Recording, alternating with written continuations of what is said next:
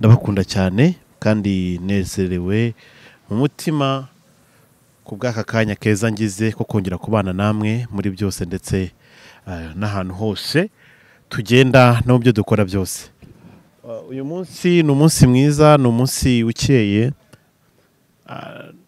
abantu bose turi kumwe mu kiganiro tubifurije kugira amahoro y'Imana. Ndi kumwe n'iriba ry'abera, iriba ry'abera nibishaka Theogene ni umuhanuzi w'Imana. Abantu benshi cyane dukorana, abantu benshi cyane badukurikira turi kumwe n'ahandi hantu hatandukanye. Nizere ko mu buryo bwose dukurikiyemo biraza kugera neza cyane. Nishimiye rero kugaruka kuri no ruhande, ni nyuma yaho twaje tubana n'ibyo byatambutse. N'uyu munsi kwa turi kumwe, hari byinshi cyane tugiye kuza kuganiraho uyu munsi ku byo yagiye avuga, ku byo ubuhamya n'ubuhanuzi yagiye ahabwa agatambutsa. Rimwe na rimwe bikaba ari ibintu bikomeye cyane, ariko uyu munsi none turari kugira ngo tuze kuganira namwe mwese kandi mumenye yuko Imana yavuze niyo cyatinda ariko kirasohora. Yesu ashimwe muhanuzi. Yesu ahimbazwe cyane. Urakomeye? Turashimira Imana. Ndabona ukeye, urasa neza rwose. Imana ishimwe. Byari byose hari ukuntu Yesu ari kugenda abigenza neza. Cyose niwe tubikesha, nuko kwibagirwa nabyo bisigaye byarafashe indi ntera. Kwibagirwa kandi n'icyaha kibi. Iyo wibagiwe buriya uba ukoze ikintu kibi cyane. Abantu badukurikiye, abantu basanzwe muze, ushobora kuba ugiye kumubona bwa mbere, ukurikira iriba ry'abera TV, subscribing, uraza kumenya byinshi cyane. Cyangwa se umuhanuzi nibishaka Theogene ubyandikemo, uraza kubona ibiganiro byinshi cyane yagiye atambutsa. N'ubuhanuzi yagiye atambutsa mu bihe byatambutse. Gusa muri iyi minsi kubera impamvu zitandukanye, ntabwo ubuhanuzi bwinshi cyane bukizanwa kuri YouTube kubera ko hari ukuntu bishobora kubangamira abantu bamwe cyangwa abandi. Hazajya haza ubwagenzuwe, niba ari ubwa rusange cyangwa se ari ugomba guhabwa abantu personnel cyangwa se n'ubugomba gusengerwa. Nta kintu uvuze, niyo mpamvu abantu benshi cyane bayo ngo se ntagihanura. Twagiye twigishwa, turasobanurirwa kugira ngo ibintu bigende neza cyane. Theo rero nishimiye kubana nawe, tuticarana gutya ariko n'ubundi imirimo y'Imana urakomeje. Sinzi niba hari cyo wabwira abantu badukurikiye muri aka kanya mu buryo bw'ibyo Imana iri gukubwira muri iyi minsi, ko nashaka ko tugaruka ku bihe bitambutse, ku byo wagiye uvuga no ku bibazo bikomeye cyane abanze kumva bari guhura nabyo. Cyambere bubahwe, Imana umugisha abantu bagenda badushigikira mu buryo bumwe cyangwa se ubundi. Dusabiye umugisha umuntu wicara akibwiriza akavuga atari ku ubu noneho uyu muntu abaye ahate, uwamwoherereza na 2. Imana imuhe umugisha cyane abantu nk'abo. Mbasabiye umugisha. Nukuri Imana imuhe umugisha. Uzi umuntu ugutungura utanamubwiye n'ikintu na kimwe, ukabona natekereje ukamuhatira akubwira ati Theo Pasi ndabizi ushobora kuba bimeze neza ariko numvishe ngutekerejeho. Hakuze umuntu uzanda kujya kubwira ati ko ibintu byakomeye nta kintu wakora.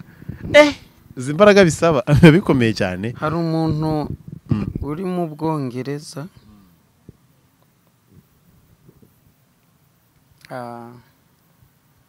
nimugoroba abana baraye baje mu rugo banje ba Sharon. Yego. Yari amaze iminsi arwaye za njine zo mu muhogo, ariko yarwaranye ifiriti. Ifiriti? Nagafiriti kamuhezamo? Oya. Iyo namubazaga ngo nguhe iki?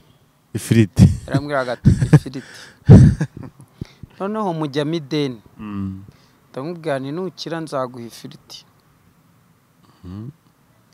Ejo rero, ejo si kwa gatanu. Ejo hashize ari kwa gatanu. Kwa gatanu nimugoroba arampamagara ati pa rero nakumenyeshaga ko Imana yankijije. Ifiriti kandi. Ndashaka ifiriti yanjye wambwiye. Ubwo baje nimugoroba mu rugo iri joro.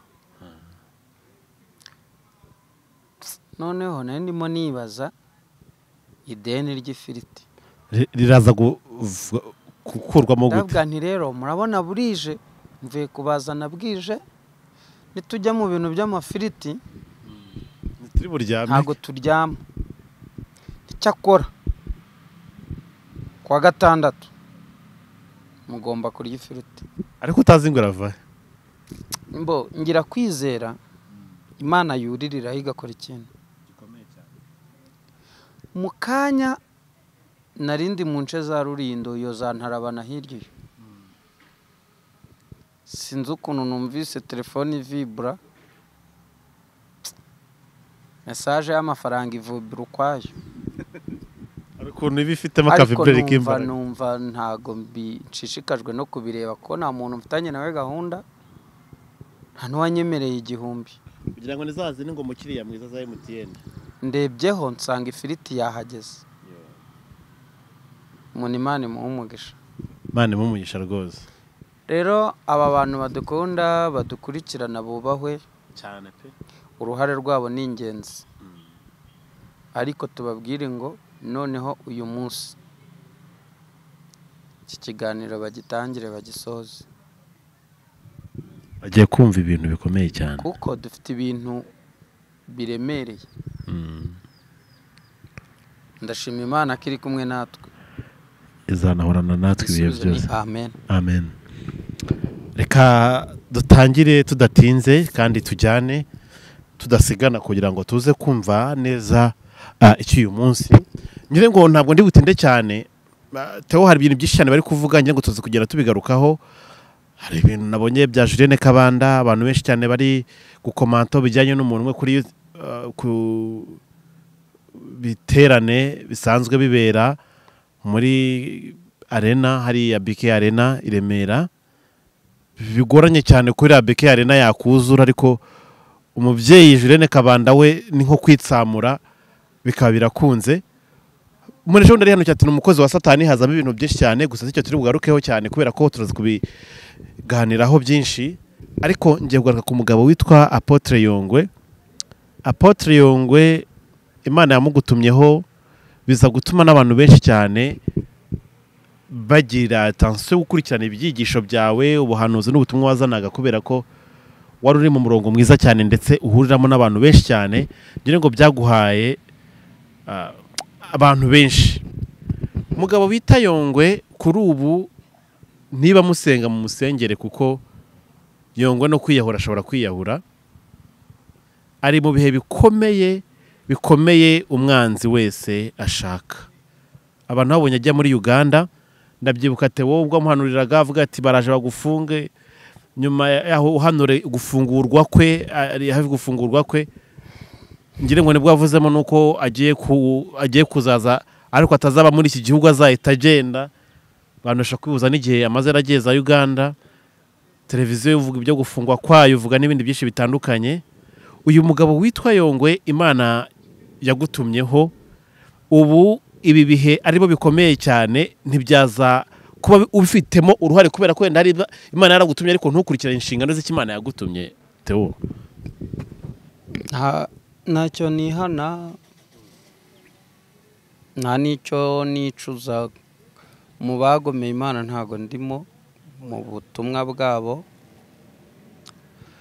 Ndibuka mpanura ko nafungurwa azakorera Imana akanya gato cyangwa se akandi kantu gato, akamera nk'umuntu ugarutse mu bihe byiza. Ibyo byarabaye, ngire ngo niho bashizeho televiziyo y'ijambo ry'Imana, amateraniro ya nimugoroba, ngire ngo abantu barabyibuka ahari. Urakoze cyane, ngo bari barabyise umugoroba w'ubuhanuzi. Abantu bibuke dukorera ikiganiro nge nawe. Yego, wari uhari. ari impare rwose. Aravuga ati wa mwana we uri umuhanuzi, uretse kujya ubivanga. Urumva ntiyagombaga kwemera 100%. Yagombaga gusigamo akantu. Yagombaga gusigamo akantu. Ndabyumvira, ndabyihorera. Nibwo yakoze ikiganiro kivuga ngo ngewe na Pastor Claude aradutenze, araduciye. Ngire ngo yabanje Claude. Abanje Claude nawe akugerekaho. Nyuma rero anzira nyuma. Ngiye namubwije ukuri, ndamubwira ntoke wowe nta bubasha ufite. ntiwanyimitse ntiwansengeye ntiwambwirije uri umuhore bucaci ndi umwadeperi hagati yanjye nawe harimo intera ndende cyane. aho wataye umugisha niho njyewe nagiye kuwushaka. Wasize itorero ryagukundaga usiga umubyeyi ADEPR uragenda ukora ibyawe biranamuhira yewe ariko nyuma biza kumuca mu mazuru. Mbanze nisegure gatoya ngire ngo wenda iyi ni intro. Ntago ndi hano kwishima hejuru Yongwe. Oya. Nta nubwo ndi hano mu byo mwita amatiku. Ariko turagira ngo tubwire abantu amatiku ni iki. Amatiku ni inkuru wahimbye ukaza ugakubita aho ngaho. Yego. Hanyuma warangiza ukabwira abantu ko ibyo uri kuvuga ari ukuri. Rero Apostle Yongwe uyu munsi naravuze ngo nta televiziyo mbona. Yego. Mana yantumye ko televiziyo ntayihari ndetse hazazamo n'ibyamunara pe uretse n'ibyamunara gahunga akava muri iki gihugu. Rero ntabwo turi hano ndabizi aho umugabo aguye umugabo mugenzi we arenzaho utwatsi. Yego. Ariko aho barenze utwatsi mumenye ngo ni ibintu umuntu atagizemo uruhare rwose. Aho ngaho urenzaho utwatsi sinzi niba bari bunyumve ndasubiramo. Aho umugabo aguye ukarenzaho utwatsi ni ibintu atagizemo uruhare. Ni ukuri. Ariko abanyarwanda bo baravuga ngo urwishigishiye ararusoma. Yego. Abantu bagomeye Imana bubaka amazina yabo batesha agaciro izina ry'Imana bigirira ibitangaza. Ahubwo nimureba nabi muzabona n'ibyo mutigeze mubona. Ngire ngo niho Claude yampagurukiye turu ya kabiri izana n'imbaraga nyinshi cyane. Aturi umusazi Yongwe yariyubatse Yongwe afite imodoka Yongwe afite televiziyo Yongwe afite radio ibintu nk'ibyo ibintu byinshi by'igihumbi. Ndababwira nti iryo ni iterabwoba ryanyu. Ikizakurikiraho kugira ngo mumenye ko ntitumye. Yego. Muzabibona. Nibwo rero yavuze ngo nibishaka ngo azajya gufura ibiki mageragerera. Ni ibiki mwoka byara. Hari amazina hari ukuntu ngo iyo umuntu agiye yari umukene hari abakire ngo bafite ngo niba ari ibiki kugira ngo bashe kuguha impungure yenda cyangwa bashe kuguha ikindi kintu. Nibwo Yongwe yavuze ngo hari ibintu ngo nzajya gufura ngo mageragere ngo by'abakire. Yego. Rero uyu munsi kuba ubuhanuzi bwamusohoyeho abatari babizi babimenye. Yongwe mwari muzi ntabwo akiri Yongwe muzi. Ntabwo akiri Apotre Yongwe. Ntabwo akiri Apotre. Kuko wamwimitse yamutenze. Yamwimukuye. Apostle badutenguye. Ikindi kandi nkivugire hano. Yongwe agiye gukora divorce. Mu cyandika hano. So Bibiane batandukana barabanye mu byiza. Yongwe agiye gukora divorce. Noneho nta nubwo Yongwe ari bwemere gukubitirwa Uganda. Yongwe Imana yarayimbwiye ko agiye kujya muri Kenya. Muri Kenya? Yego. Kandi numvishe ko yari gusaba ko yakwigarukira kwa Mignone muri Noble Family Church niba ari mbivuze neza kubera ko yasabye ko ngo yagaruka kuko ageze muri Uganda nabo bari bajyanye ngo ntibyagenze neza ko bari babipanze abura uburyo abura ukuntu yagaruka asaba uwamwimitse ko yamwongera akamwakira aravuga ati wapi nta bihanga biri mu nkono imwe nta baposo babiri mu itorero rimwe huye nibishoboka aposo aba ari umwe ari head w'itorero undi aravuga ati byibuze se nakora iki ko n'iri zina rya aposo n'uyu mwambaro wa aposo nawikura ariko mukanyakira ubwo ujye muri Kenya byo bimeze gute kandi urumva aramaze kuko umuhango wabereye muri Senegal bundi niho aho bamwimike no banamwimukuriye yenda itandukana nuko televiziyo Rwanda yabifashe babimika ariko ntibamufate bamwimukura ariko ibyo kwa Apostle Mignone byo byarabifashe birahari barabifite najya ngo tuhurize icyo kintu jewe ubuhanuzi bwarasohoye Imana yamwambuye inkoni y'ubwa Apostle Imana imwambura umwitero w'ubwa Apostle yego urumva ubu tuvugana uwari Poso Yongwe nanjye ubu namusengera aka kanya mfite ubushobozi bwo kumusengera si umuhanuzi si Apostle si pasiteri si n'intumwa nta kintu n'iki na kimwe aricyo mu nshingano z'iyobokamana urumva ubundi ubwo ni kuri 0 ajya gutangira kuri 0 ko niba mukwe bwa Apostle ubwo n'ubupasiteri yabuvuyeho byose iyo bakwambuye iriya nkoni bakakwambura uriya mwitero uburangiye yego mu yandi magambo Apostle Mignone yafashe uwari Poso Yongwe amunagira Satani cyo kintu niba muri kucyumva simbizi ndabyumva neza cyane ubwo yamunagiye Satani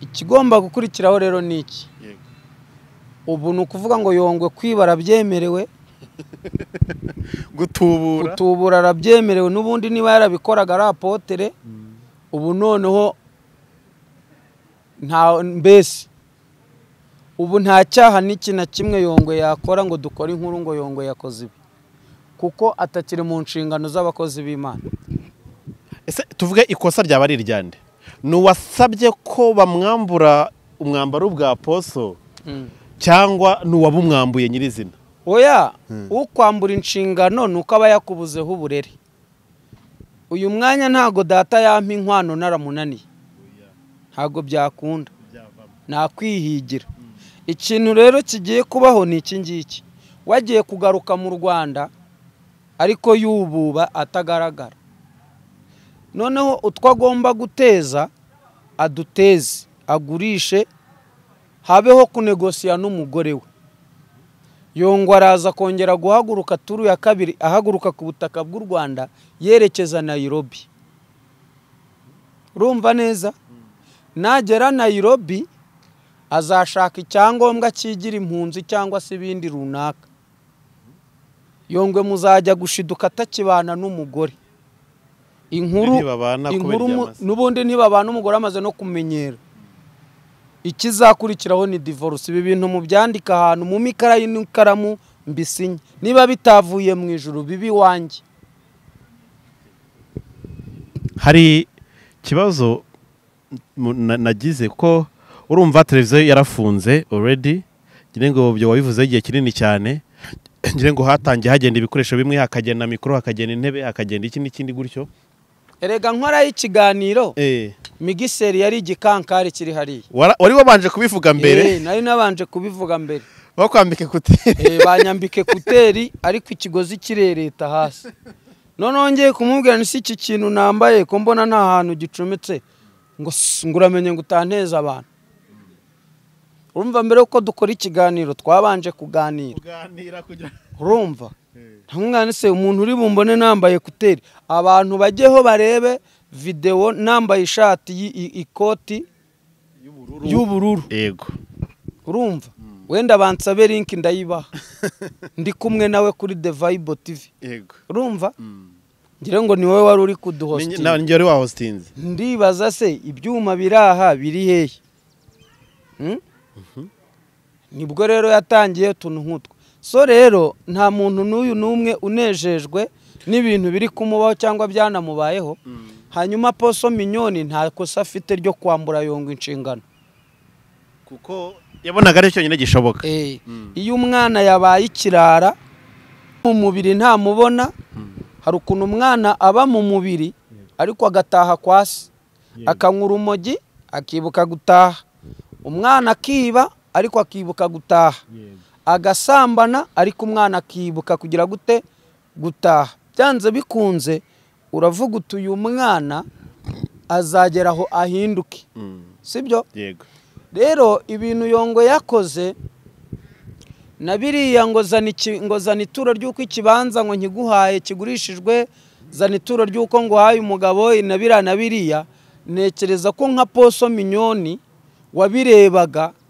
uwo yimikishije amavuta, uwo yasutseho amavuta ari gukora ibintu nka biriya, urumva Mignone nawe ari mu basebejwe na Yongo, sibyo rwose. noneho kugaruka ngo iyi ngo ndashaka ngo nze ngo twicare ngo ibiki n'ibiki, ahubwo bikarangira mwambuye inshingano, nuko nyine yangaga ko akomeza gusebya izina ry'Imana n'izina ry'uwamwimitse, kuko Yongo yahoraga bivuga kwa Poso Mignone rero wamusutseho amavuta, adukanga duhabya nyine ngo twumve ko amavuta yabo ari hejuru cyane, ariko ku Mana ayo mavuta Imana yarebaga nk'ibiziba, nk'ibividanje biri aho ngaho godoro, urumva. Rero niyo mpamvu ibi mbabwiye, ubu amuredi nafata ikayi n'ikaramu nabisinya ko Yongo agiye gutandukana n'umugore bagakora divorce. Apotre Yongwe kubona yari asa nkaho agarutse mu murongo bajya gutangira umurimo muri Uganda, n'abari abagabo bandi ntari buvuga amazina babiri bari bajyanye, ariko ngo kumvikana bagezeho byaranze. By'umwihariko yari umugabo umwe n'undi musore umwe, bose bafite iyo titire y'abapasiteri.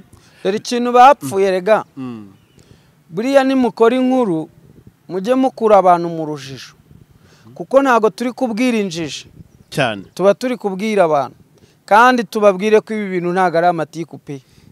Sinzi inkuru mwita amatiku izo arizo, ntago ibi ngibi ari amatiku, aya ni amakuru asanzwe. ni ukuvuga ngo urumva njyewe mfite amavuta, sibyo, mfite n'amafaranga, wowe uri Aposo nta kintu ufite, urashaka no kunyobora, kandi nanjye nkeneye ko izina ryanjye rigira gute, rizamuka. Bapfuye iki se? Si ibintu bibiri, icyubahiro n'amafaranga. Yego, urumva niba umwana avuye i Rusizi agurishije ingurube ze, wowe yawe ya televiziyo n'abakozi byose warambuye ucaho, yego, sibyo? Uguramo isaha zihenze, ukora ibiganiro ngo iyi saha mubona ngo iki ni ikibanza, undi nawe arihiringa akajya yirirwa yahirira ingurube, nawe akeneye kuba Poso, uti nanjye ndakomeza mbe Poso. None se ko wakitwa Poso ufite n'amafaranga wenda wabakangisha gute? Njyewe nazana yanjye ngo uze dukorane, ugashaka no kunsuzugurira mu yanjye ngo uri Poso. icyo abantu benshi cyane bari kwibaza, aya mavuta donc iri yimikwa ry'abantu kuva ngo umuntu abaye pastor, umuntu abaye Aposo, umuntu yabaye iki, yenda byo turi butindeho cyane. Ese umuntu ashobora kwibaza, ni Yongo wananiranye cyangwa amavuta ya Poso Mignone nta mbaraga?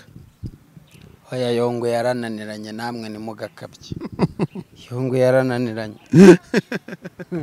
Weze icyo mutabona niki, ahubwo ubwo kugira ngo yongere akora inshingano azashaka undi umwimika nanone, by'umwihariko kandi azara ku pastor kugira ngo bisa ko yongera agatangira bundi bushya. Kuko ntago yaza ngo abwira abantu ngo nari Aposo cyangwa nda Aposo, kandi uwakugize we yabikwambuye mu mateka y'isi. Ariko Yongo akoza amahano, ibi ni ibindi akoza amahano, byibuze yari kuzajya kurenovera amavuta, akavuga ati yashizemo mu nyongera handi mavuta ngira imbaraga, mu ndambikeho ibiganza nyakubahwa Aposo, ni wowe wanyimitse, maze igihe ndi mu bihe bibi, nahuye n'ibinamura, narafunzwe ndagusebya, ntago nakwereye imbuto nk'umushumba wanjye, nk'umubyeyi wanjye, nsengera.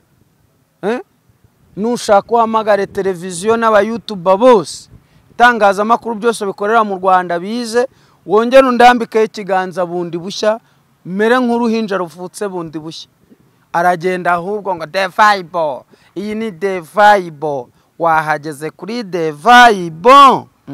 Ariko hari ikintu nabonye, Yongo nubwo yarasaga nkaho ari yagarutse, nandi kureba akavideo ari gukora Uganda ngo aramaze kubatiza abantu, ndeba imbaraga zari kuvuga nshaka umwuka wera ndawubura. aha naragikoze ako icyo kiganiro naragikoze ndeba ari kuvuga ariko Priscine gutyo ngo ngurasha no ngo ndatwite ngo nari ndabyaye nashakaga imbaraga nkazibura. oya biriya ni ibintu wabonaga ko nta murongo bifite nyine abatabona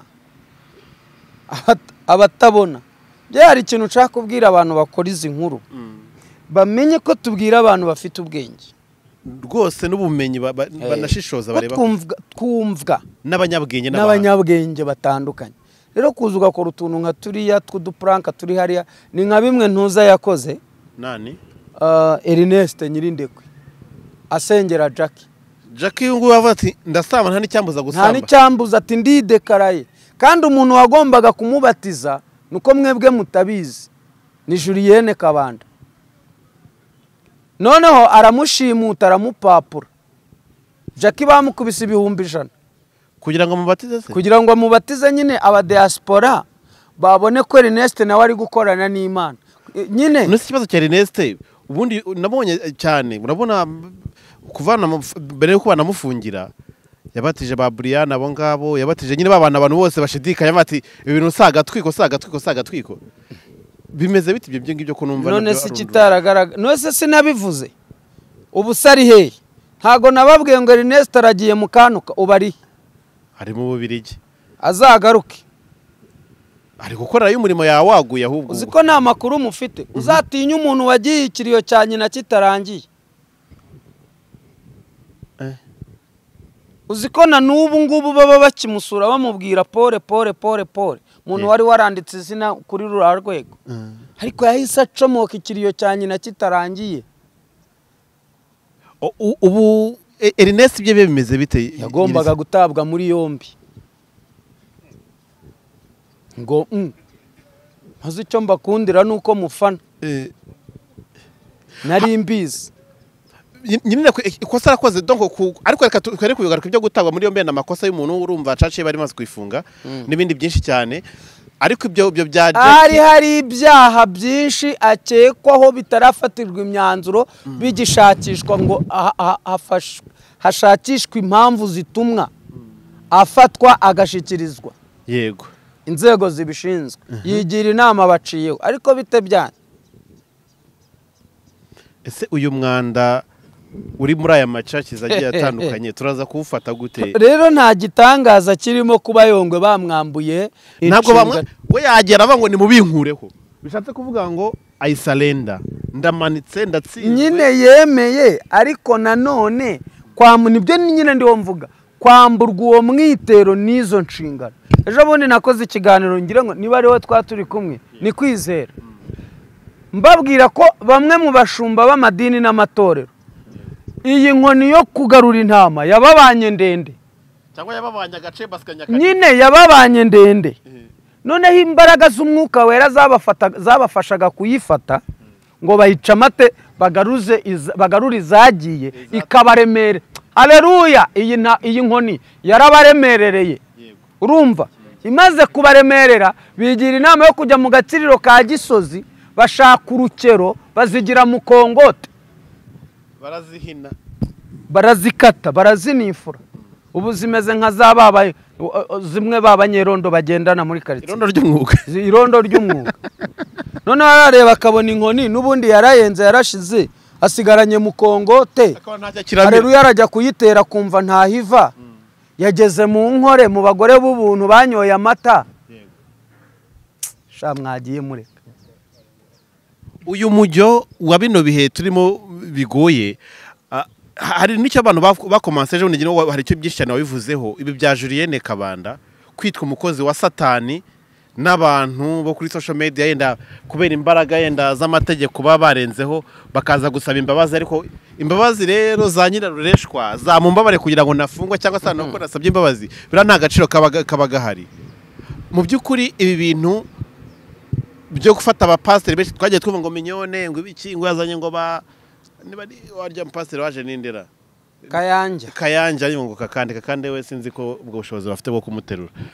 Kayanja araza baravuga ati Kayanja we barabizi rwose n'ibya bamuvugaga ngo by'impinja n'ibiki byose n'abatarageza imyaka y'ubukure ni byinshi cyane none hahita hikubitamo iyi ngingo ya Kabanda Julienne Grace Room abantu benshi cyane bakunda we sinzi ko ari nabanza na Stade Amahoro yayuzuza Julienne bamuhaye oya Julienne baramubeshyeye Julienne baramubeshyeye ko ngiye nateraniye yo pasi urumva sinjya mfana ubusa yego insengero zirimo hano zikorana n'izi mbaraga bajya bisindu kwa Marinette ubwo mvuze ibyo undi telefone yanjye iri he ngiye hano wayirambitse ntago ari hari indi ngira y'akazi nkwereke umugabo afashe parufe hano gutya kuri mikoro gutya puriza kuri ni parufe ngo ni amavuta nakareka ni parufe buriya ntibazakubeshya ujya ubona umugeni mu bukwe wasaze nyabona amavideo uzi ikintu baba bakoresheje ni parufe buriya parufe ni uburozi ntibazakubeshya zatinye ikintu batera umuntu wapfuye ngo adahumura nabi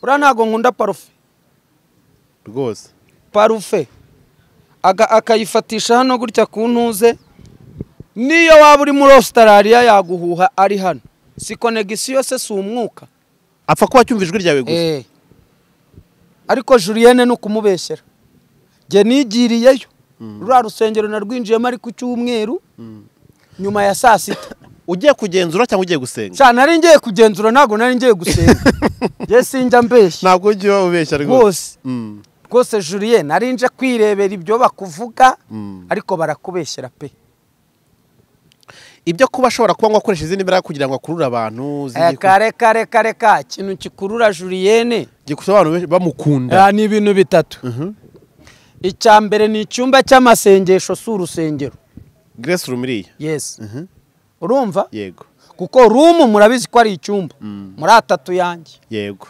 urumva noneho ni icyumba kiberamwo amadini n'amatora abasilamu baraza ushaka wese abanywara umujya banywanzoga bose baraza kandi ibyo nibyo niboneye n'amaso yanjye urumva yego ahubwo mu gihe bakimutegereje baba bahimbaza kandi Bibiliya iravuga ngo uririmbye abasenze kangahe kabiri urumva noneho umwanya munini bamara baririmba niwe utuma bavuga ngo nta jambo ry'Imana rihaba none se ko batashizemo igisope ngo bashizemo karire k'inyana bakubitemo ndomboro ya soro ubira utemba itoto se ubundi aho batasenze ni hehe icyo ni kimwe icya kabiri sindi kumufana hano oya nturi kuvugira bivumbi kumuvumba hari agakorasi yashizemo na misena nakibuka ngo ni Imana ihindura amateka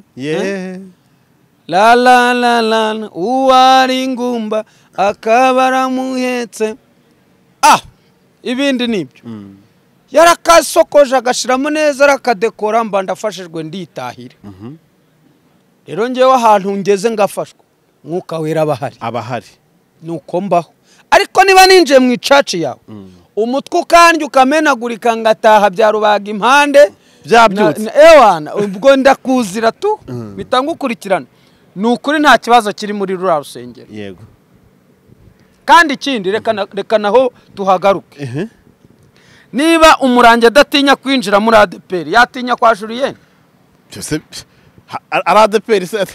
ADPR yari ya kera n'urugero nguhaye twaje gusanga n'abadiyakoni benshi basigara barara nako riburamo igisambo ni uko bimeze kuba kwa Julienne hakinjira umurozi umujura umusambanyi inkozi y'ibibi uwavanyemo matirisi uwateye urwa burundu ntago ari ibintu birenze ubundi se nawe ubwe afite ibyo arwana nabyo arajya kurwana n'ibibera mu rusengero rwe nta myuka mibi nahasanze yaba ihari niyo abayizanye ntabwo ari ya nyiri urusengero ariko ubundi mbabazi niba Julienne ari umurangi nk'uko mubivuga akaba yihanisha abantu umurangi wihanisha abaho barahari akakubwira ngo yane gusambana se yewe we umva nkubwire Theo niba n'ikinabarangi bakwihanisha bwa mbere cyitwa ubusambanyi ngo amakuru utari ufite inkozi z'ibibi byose 99% aho ziva zikagera zihisha ibyaha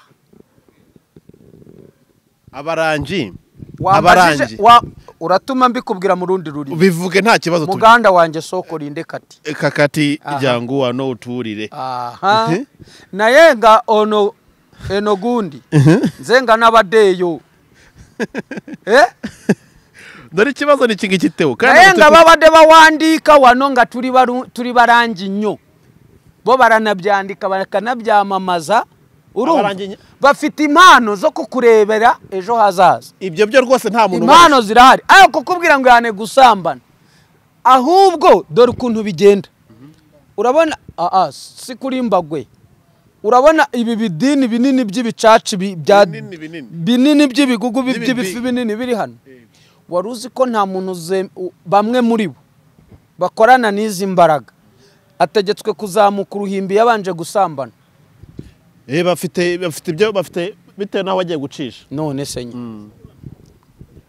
Julienne ni ukumubeshera nta bazima afite ariko umuntu bita Mignone nabo bigize kumushyira akabazo kubera umuntu bise uriya mugande Kayanja timikoranire na Kayanja ibi nibi byagiye bigaragara ari amavuta agiye gukoramo n'ibindi bintu nk'ibyo ubundi biranije ushaka gukorera ko umuntu agiye gufata izindi mbaraga zitari iz'umwuka wera bo iriya filozofi rero ntarakasa mutwe wirinze kuyivugaho ntabyo nzi pe kandi we niyo baba baranabimuhaye azi kubyubaha wazi no kubyubaha ntiyivangavanga kareka ari VIP cyane muri uyu mujyo ngire ngo waya madini n'amatorero hano mu Rwanda n'abapasteri ubundi abantu benshi urabona ko bamaze gusa naho bacitse intege batakinashaka n'icyo ari cyo cyose cyabahuza cyangwa se cyabumvikanisha nawe bitwa abapasteri abaposo ababishop n'abandi bantu nk'abo kubera ko babona aya mabi ari marazi ubundi ubu rubanza ruzajya ku ntama cyangwa ruzajya ku bashumba ruzajya hose ni iwabo abashumba baciye inkonimo kabiri bakatuyoboza mu kongote wagira ngo ni abanyerondo ewana harageze ubundi rega iyi ni finale ubushize uhanura urupfu rwa papa urabyibuka ndabyibuka abantu ibintu bakubwiye urabyibuka ndabizi uvuga ku rugendo guhura na Bikira Maragura na Yosefu n'ibiki byose uko byagenze ndabyibuka hashize imyaka 2 icyo kiganiro ndakibitse nanjye ndagifite ibyo wajyanishije rano urupfu rwa papa ugaspecifying ukwezi ugatanga n'umwaka tewe n'uyu mupapa wavugaga n'ikindi kintu wari ushatse kuvuga bo icyo nibuka kuko buriya butumwa narababwiye ngo mu murenge wa Kanombe kagari ka Kabeza no mu murenge wa Remera mo hagati hagiye gukubita inkuba wavuze muri feruje ngo agiye kunyura bagiye kubona inka irukanka muri feruje ubonye Sadek inyurahe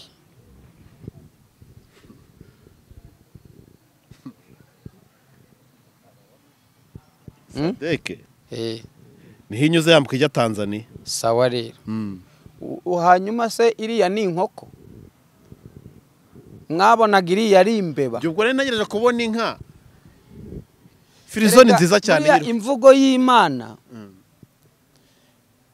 utari mu mwuka ngo mube muri connect n'ikirere cy'ijuru yego muri office y'ijuru ngo bamenye ibyo bari kukubwira nawe umenye uko bivuga jabone narababwiye ngo hari ibyago Imana ifatiye mu kirere irabikomeza ariko nimukomeza kuyibyimbyaho umutwe irabirekura iratubwira ngo itanze agahenge ariko ako gahenge nako kugira ngo irebe ko abantu bakwikubita agashyi sibyo yego nukuri rwose pe amahoro ni munangi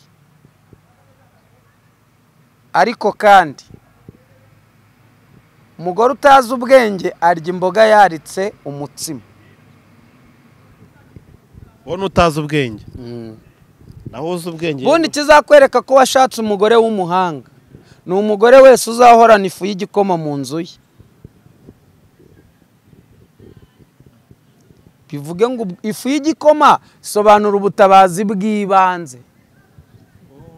uze ko wanacunga n'umuturanyi ateruye ukamubwira uti ntuzimye, ugashyushya amazi ugakorogamo ugahita ugotomera ukazapfa ikindi gihe. uze waterekaho ibishyimbo ku mbabura y'intirano, watekaho ibishyimbo. ayo makara se waba wayakuye? none se nyine nuko nyine ibintu bimeze. umugore w'ubwenge ahorana ifu y'igikoma mu nzu ye. bishatse kuvuga gute, tubihuza gute nabo n'ubuhanuzi ni mwirare kuko n'ubundi none se mwebwe n'iki mutabona niba muterekwa mukabakabi? hari ibintu ngira ngo tujye gusorezaho bigera kuri 3. hari ibintu wahanuye mu bihe bitandukanye byinshi ariko bikaba bitarasohora, ariko avuga ngo bitinde bitebuke muraza kubibonesha amaso nayo vuba, kuko ibyinshi byo turi kugenda tubibona. ibya Yongwewe noneho Yongwewe yasongoje igiti birenge. ni ukuri Yongwe wambabaje. iyi cupa rishizemo amavuta kujya kongereshamo urarijugunya? oya na gazi yo yarangiye uhamagara kuri deputy nyabuna. nimwakira ivide mu mirindi rishyashya cyangwa se oya na Bralirwa irakubwira iti rero kugira ngo ni imodoka ya Bralirwa iguye irakubwira iti mwicare munywe cyangwa muzane n'injerekani musukemo, ariko aya mavide muyaturekere. ivide rero hari ubwo rigira agaciro kuruta icyari kiririmo. none ihembe arifashe atamusubirane arakungusa arajugunya. ni ukugira ngo nyine ubuhanuzi busohore. hari ikintu kindi ngira ngo tugane ibyo bintu 3 yenda cyangwa 2 cyangwa se 3 kimwe se cyangwa nta kibazo. wavuze abantu batarabonesha amaso ariko bakabavuga ati muvuga ati bigomba kugaragara vuba kandi bidatinze. name them nibi pasi aha ni icyitonderwa. question mark. hano ni icyitonderwa. urumva iyo imvura iri kugwa imiswa yubaha igiti. yego. ariko mu gihe cy'impeshyi imiswa yubahuka igiti. abahanga benshi bo kwagika imitima yabo bayagika ku izuba cyane. ku mvura rero nta by'imiti bihari. kadutegereze mu kwa 8 mu mpeshyi. abagika noneho ushaka kurya ubuki abanze nyine ategereza izuba. nose hari inzuki zijya zica se mu mvura? oya ni ku izuba. izuba ryageze nibwo zitangira kwimuka n'ibindi byose nk'ibyo ngibyo. urumva nigeze mbabwira nti nyamara abantu muri Nyamagabe murakanure murarye muri Menge, Banyarusizi murakanure. ese niki mutabonye ubundi? ni imbaraga z'Imana n'ingabo z'u Rwanda. uretse Uwiteka wahagararanye n'aba bahungu bacu b'igihugu, ubundi niki mutabonye? ariko uzi ikintu natinye kindi, hari operasiyo yari yateguwe muri Kongo ngira ngo sinzi warayumviseho, nibarizwaga na Apocalypse harya babyita ikimuka byarama. bari bateguye imeze nk'imperuka, ni nabo bashaka kurimbura u Rwanda, ariko kubw'Imana u Rwanda rugira Imana, haba hari ibikoresho biri Rubavu. ubundi ibintu twabonye cyagiye mu kwa mbere mu kwa kangahe ntabwo aribyo tuba twarabonye. yataza kuba u Rwanda rufite Imana. none ati nyamara u Rwanda rufite Imana ni muri Uwiteka indirimbo igosha kuko ije gukori mfite urukumbuzi rwinshi mu mutima wanjye. Shamane Marite yararangiye nawe. nkumbuye Imana, nkumbuye abera, nkumbuye wa musozi. oya ntago baba barangiye, Shamane Marite nuko imihamagaro yabo ibirangiye. reka dushima Imana. ariko abantu basengera Yongwe bafata ibihe byihariye. ni ukuri natahuka agaruka i Kigali arahari n'ubu ngubu yaje urumva donc inzu bakoreragamo igezemo amezi arimo amafaranga arenga miliyoni 4 urumva abakozi ubwo nabo turi bubavugeho ibindi byose bifatiye ni turi bubivugeho ariko wumve ngo yongo ari mu bihe televiziyo yamaze kuvaho deje Imana murindi gifungo kirashoboka nacyo Imana murindi gifungo